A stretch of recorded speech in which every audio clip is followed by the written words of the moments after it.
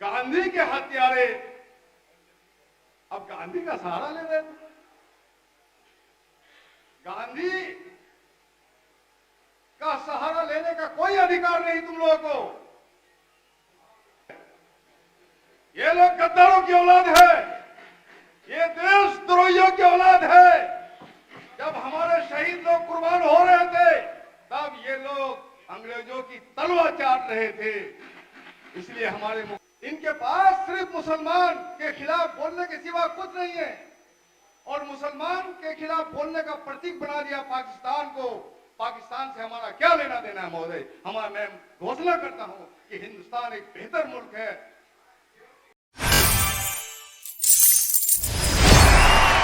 महोदय, देश में किस तरह से सांप्रदायिकता फैलाई जा रही है। जब सांप्रदायिकता से भी इनका मन नहीं भर रहा है महोदय, तो सांप्रदायिकता जब विकास करता है महोदय, करती है, तो फांसीवाद का सहारा लेते हैं महोदय। पूरे देश में बीज का रोपण हो रहा है महोदय, और महोदय अमृतकाल का नाम दिया गया है। इसी अमृतकाल में महोदय 15 अगस्त के दिन बिल्किस बानो के हत्यारों की रिहाई इन बेशरम भाजपाइयों ने की है महोदय। महोदय, मानवीय गुण होता है महोदय, एक स्वाभाविक नैसर्गिक गुण होता है महोदय। गुनाह करने वाला शर्मसार होता है महोदय।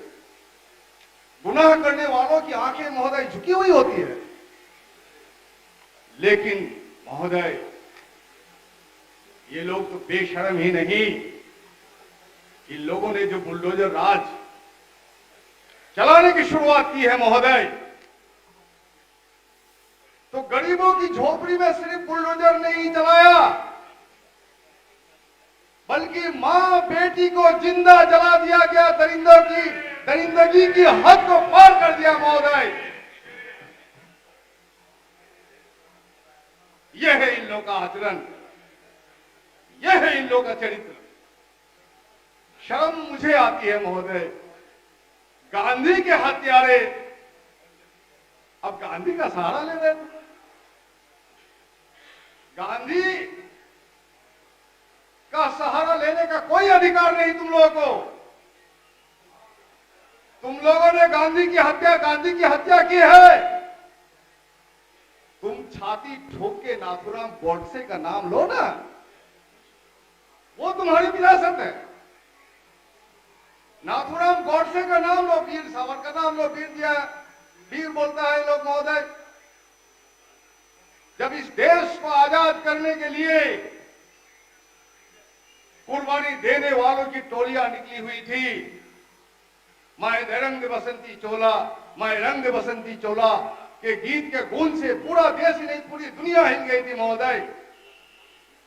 और जिस वक्त हमारे शहीद आजम भगत सिंह ने सरकार को खत लिखा कि मुझे फांसी नहीं, मुझे तोप से उड़ा दो, इसलिए मैंने तुम्हारी सरकार को उखाड़ फेंकने के लिए जंग छेड़ा है।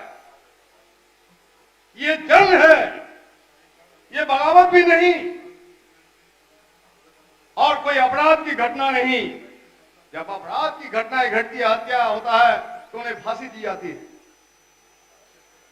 और मैंने तुम्हारी सरकार को उखाड़ फेंकने के लिए हिंदुस्तान सोशलिस्ट रिपब्लिकन एसोसिएशन के तहत जो हमारी सरकार है, और उस समय कमांडर इन चीफ हूं हिंदुस्तान सोशलिस्ट रिपब्लिकन आर्मी के तरफ से, मैं मांग करता हूं कि हमें फांसी देके हमें जलील मत करो, बल्कि हमें तोप से उड़ा दो।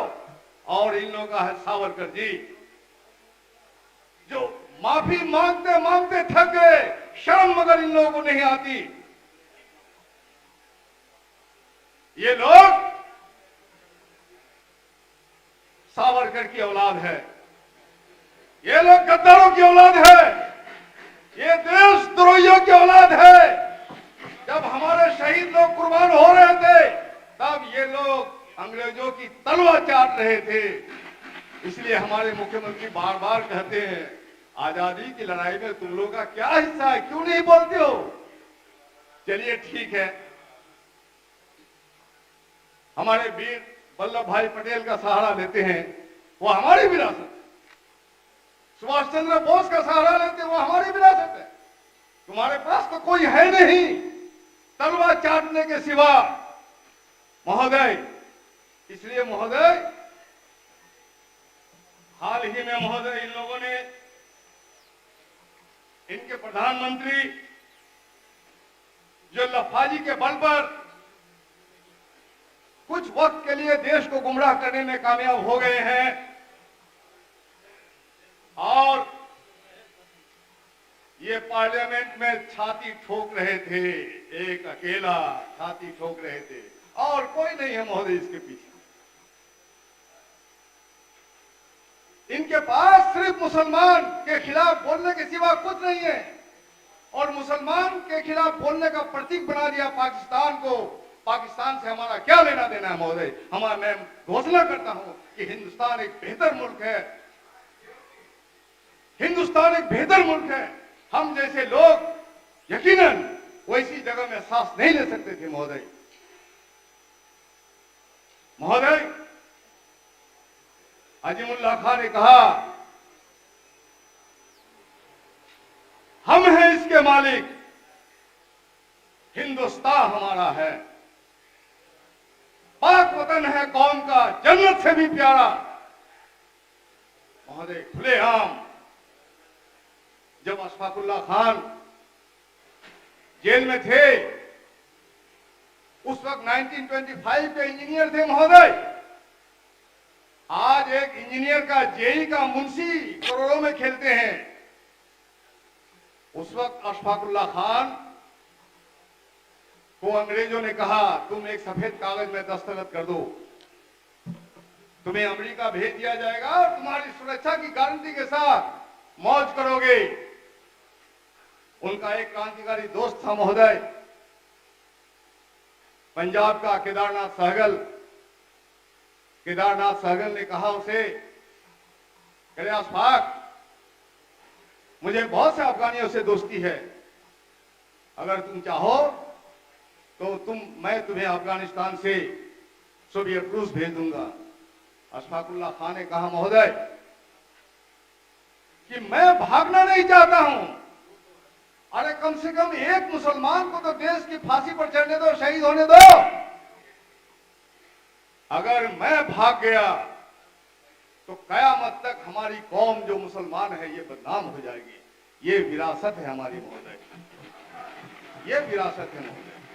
महोदय, 1857 का महासमर, कौन था इसका आदमी? नाम बताए, चुनौती दे रहे हम लोग और ये चुनौती बिहार की जनता ने देना शुरू कर दिया। 1857